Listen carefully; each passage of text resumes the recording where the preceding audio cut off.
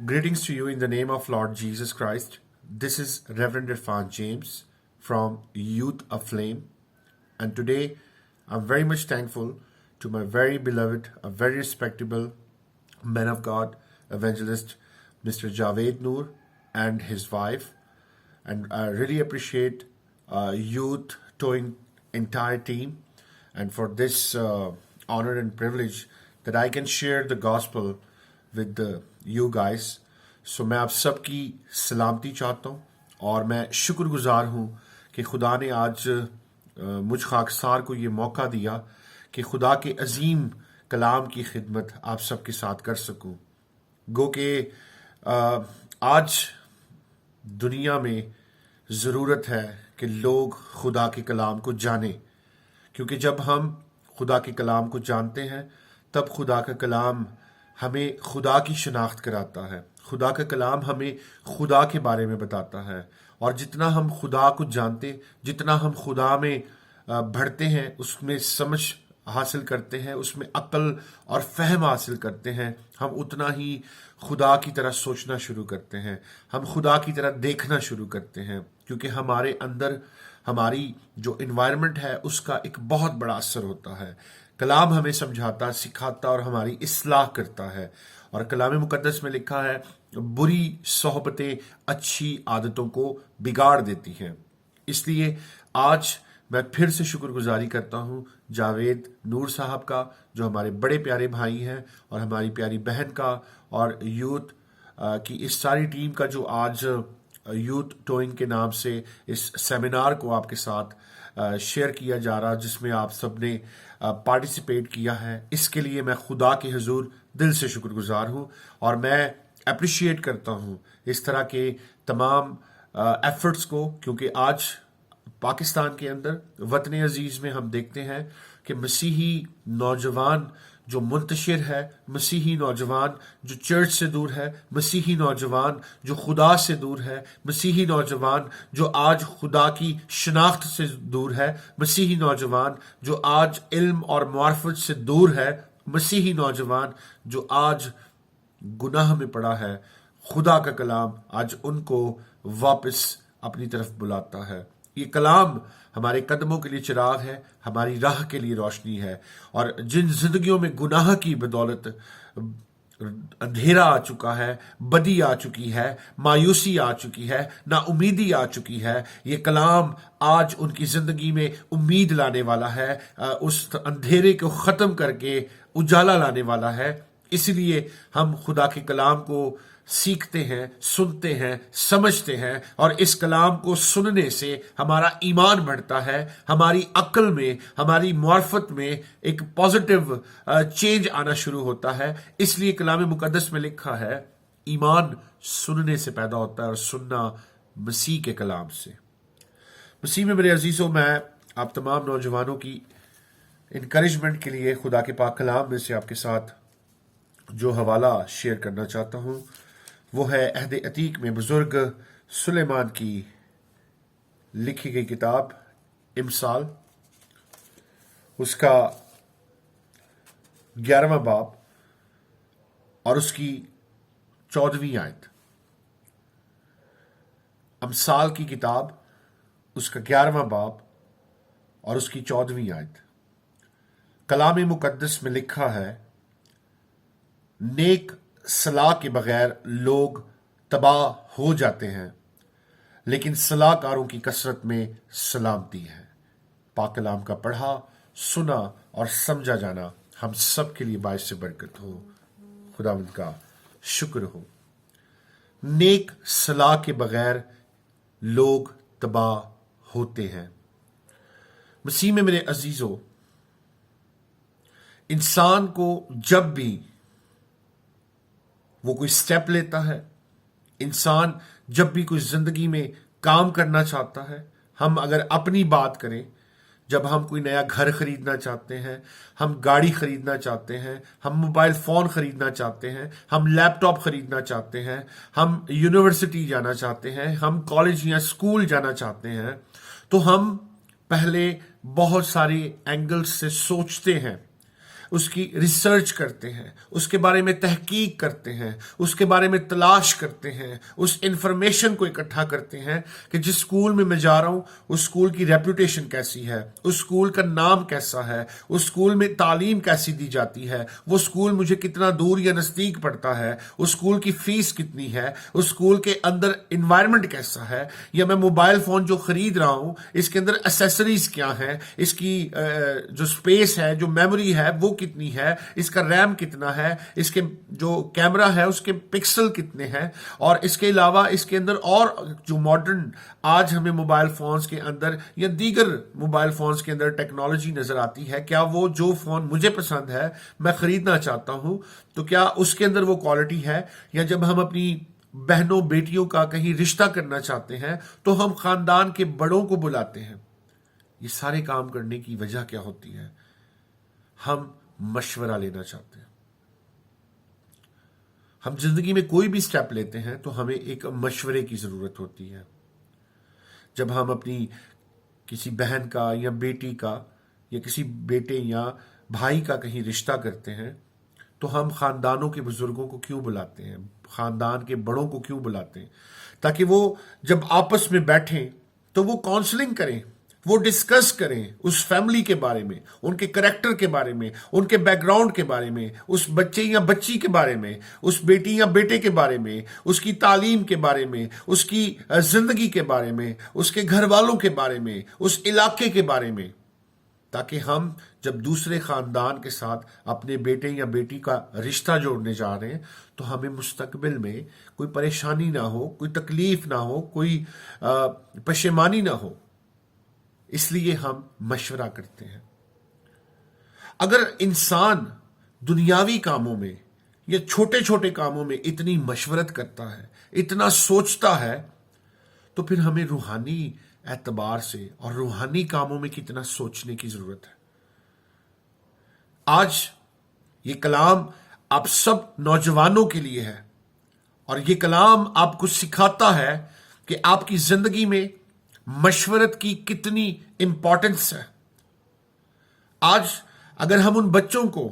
جو اپنے ماں باپ کی مشورت کو ناچیز جانتے ہیں، حقیر جانتے ہیں، اگر آج ہم ایسے نوجوانوں کو جو ہمیں روڈز کے اوپر، بہت سے چوراہوں کے اوپر گندے اور میلے کچیلے کپڑوں کے اندر نظر آتے ہیں،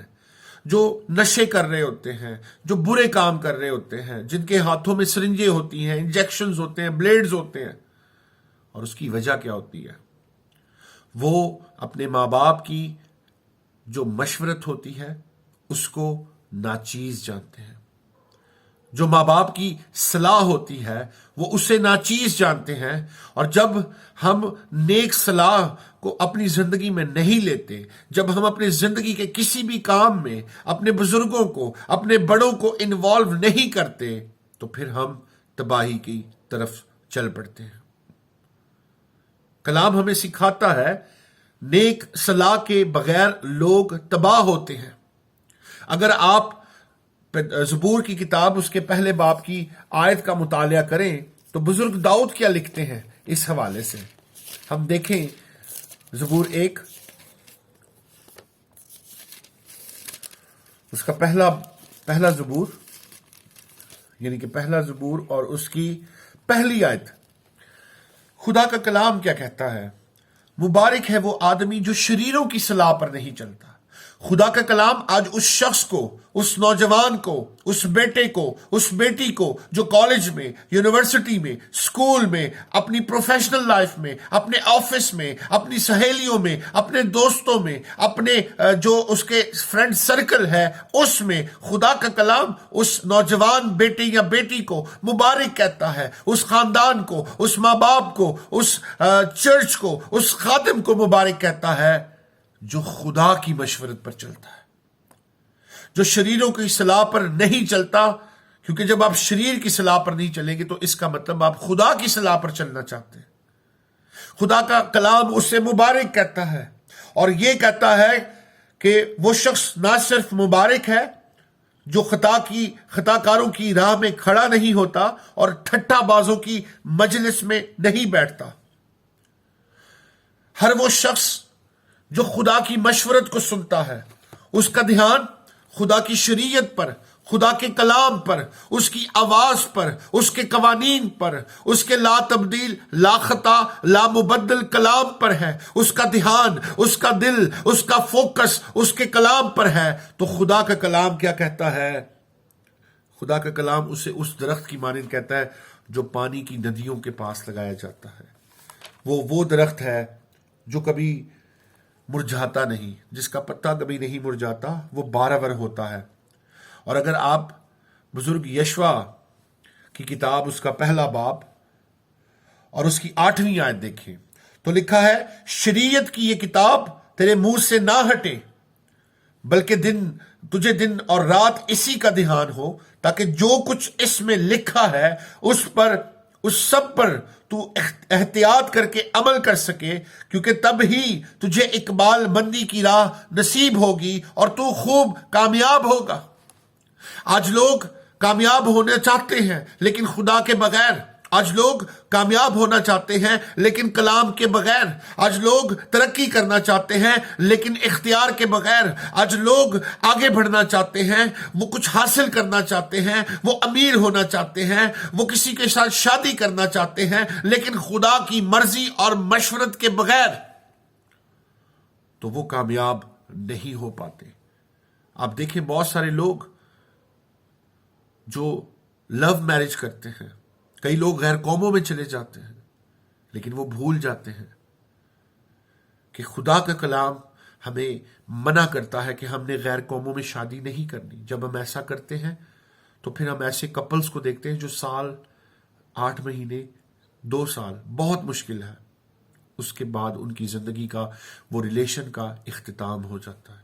کئی لوگ سوسائڈ کر لیتے ہیں، کئی لوگ پروسٹیٹیوشن میں چلے جاتے ہیں، کئی لوگ فرسٹریشن میں چلے جاتے ہیں، کئی لوگوں کے ڈائیورس ہو جاتے ہیں،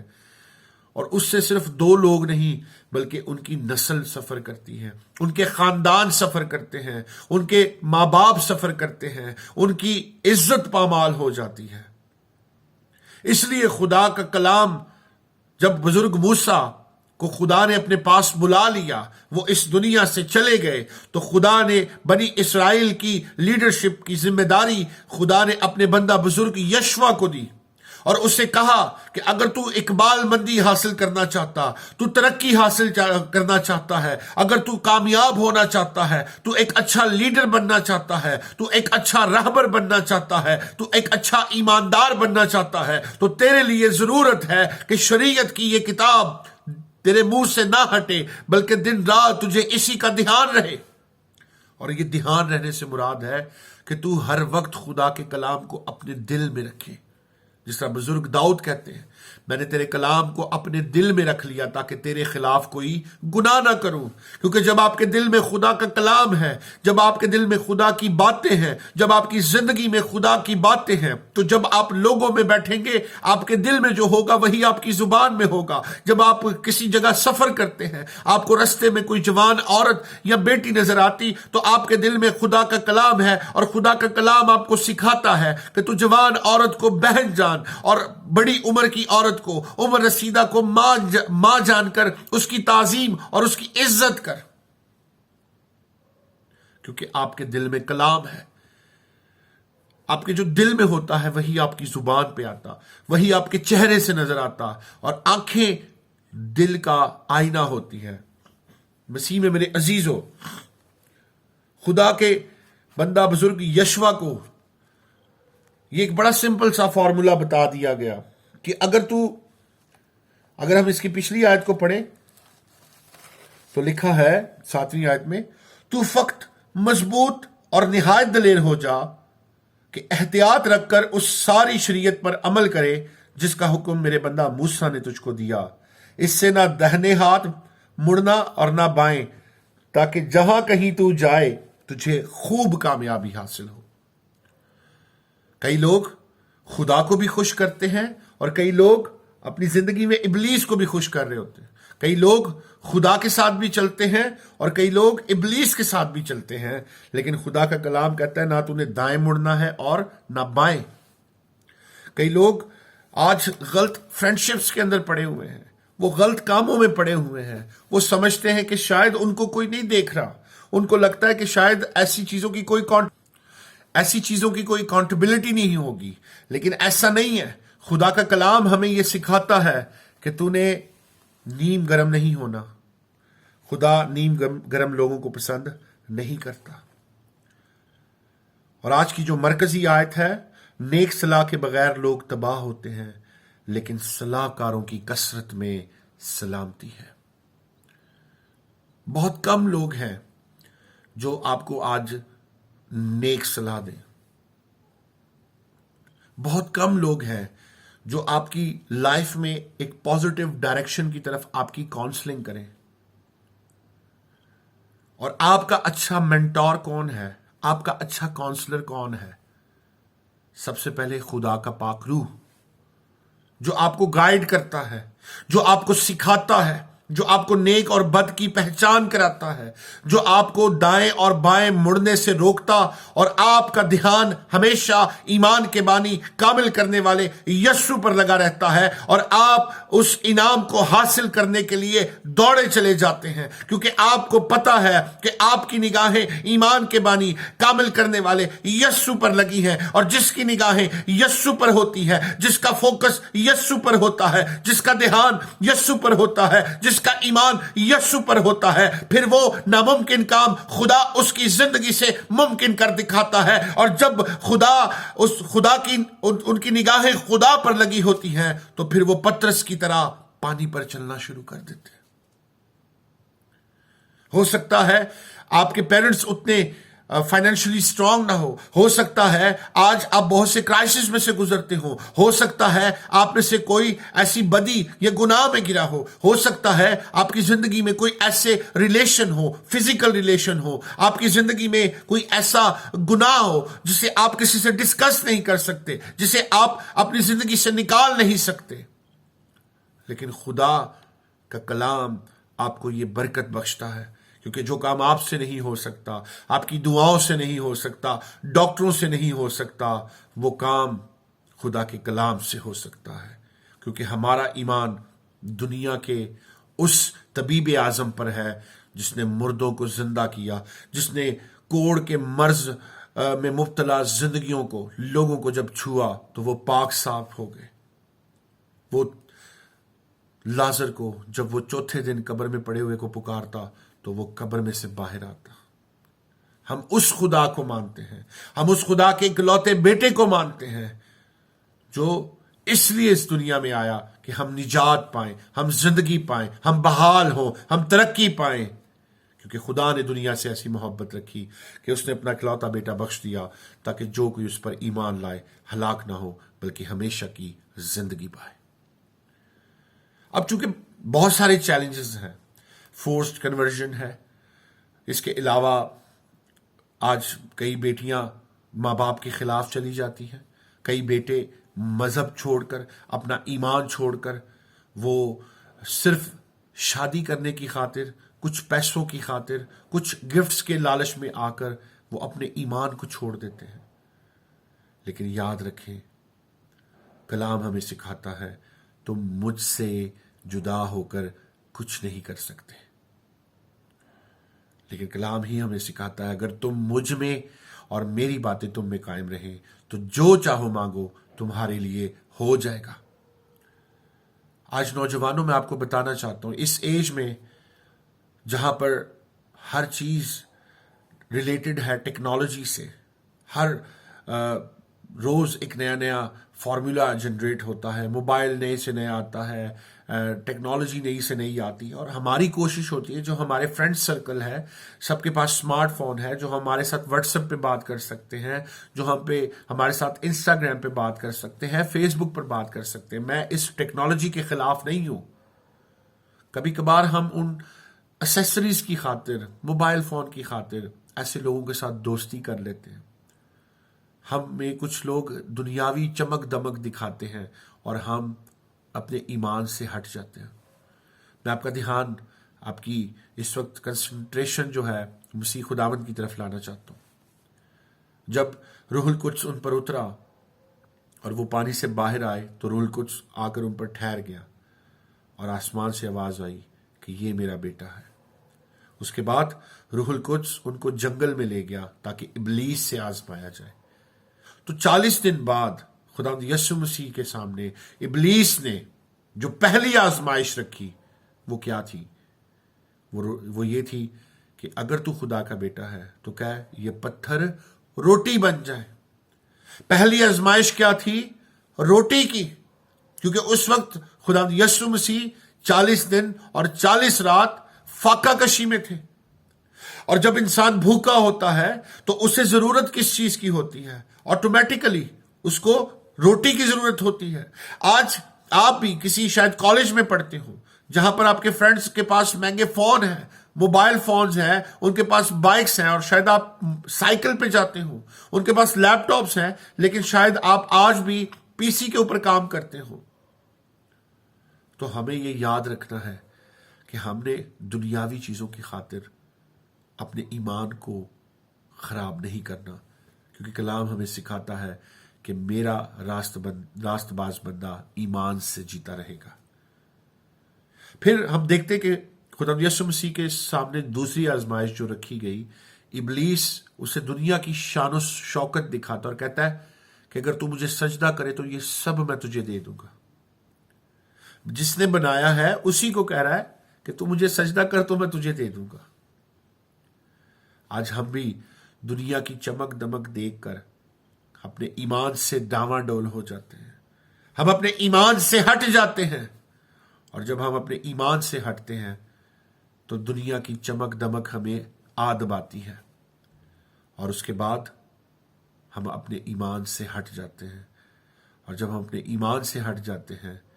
تو پھر ہم ابلیس کی قید میں چلے جاتے ہیں۔ جس طرح ہم دیکھتے ہیں کہ بزرگ آدم اور اماں ہوا کو خدا نے انہیں ابدی زندگی عطا کی تھی، وہاں کوئی موت کا تصور نہیں تھا،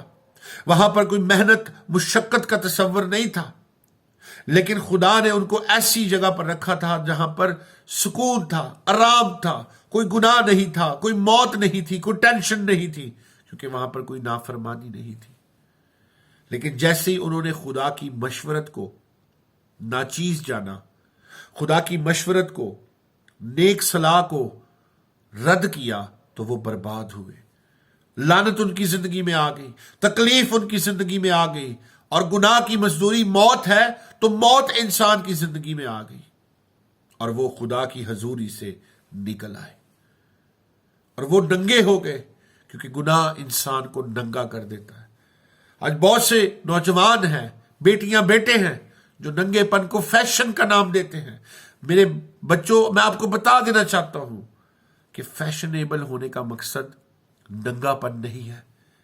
فیشنیبل ہونا ہے تو اس دماغ کو فیشنیبل بنائے۔ اگر آپ کو آپ کے ایمان پر کوئی سوال کرتا ہے، آپ کے ایمان پر کوئی انگلی اٹھاتا ہے، اگر آپ کو آپ کے ایمان کی وجہ سے پوچھا جاتا ہے کہ آپ کرسچن کیوں ہیں، آپ کیوں مسیح کو خدا کا بیٹا کہتے ہیں، آپ کی کتاب کیوں بدلی نہیں ہوئی، آپ کیوں تین خداؤں کو مانتے ہیں، تب آپ ماڈرن ہوں گے جب آپ ان سوالوں کا جواب دے سکیں۔ اور اگر آپ ماڈرن نہیں، اس وقت آپ اگر ندامت لیے ہوئے اپنی آنکھوں میں سر جھکائے ہوئے سوال کا جواب نہ دیں، تو اس کا مطلب ابھی آپ ماڈرن نہیں ہیں۔ اور ہم نے فیشنیبل نہیں بننا، ہم نے اسپرچول بننا ہے، ہم نے مسیح میں بڑھنا ہے، کلام کے مطابق اس کے قد کے اندازہ تک پہنچنا ہے، اور یہ تبھی ممکن ہوگا جب ہم اس کی مشورت کو سنیں گے۔ زبور 32 کا ایک آخری حوالہ میں آپ کے ساتھ شیئر کرنا چاہتا ہوں۔ زبور 32